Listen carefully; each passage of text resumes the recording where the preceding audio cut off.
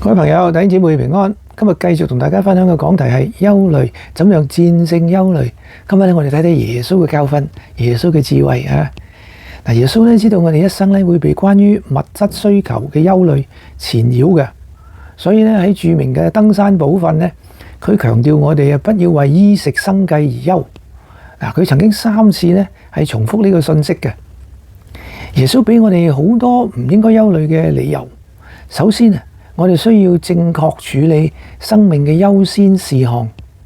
嗱，生命咧不在乎豐衣足食啊、吃喝玩樂啊、穿着漂亮啊、衣冠楚楚啊咁樣嚇。我哋咧唔應該只顧追求呢個滿足物慾，因為生命咧有更重要嘅意義嘅。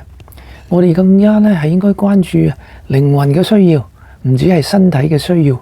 我哋要追求永恆嘅財寶，唔止係今現世嘅財寶。我哋呢係唔好為呢個世界嘅短暫享樂而活，要為呢神應許嘅永恆福樂而活。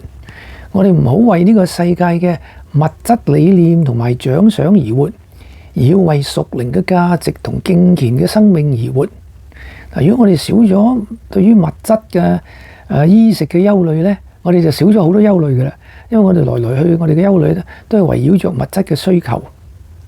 馬太福音6章25節講，所以我告訴你們，不要為你們的生命憂慮吃什麼喝什麼，或為你們的身體憂慮穿什麼。生命不勝於飲食嗎？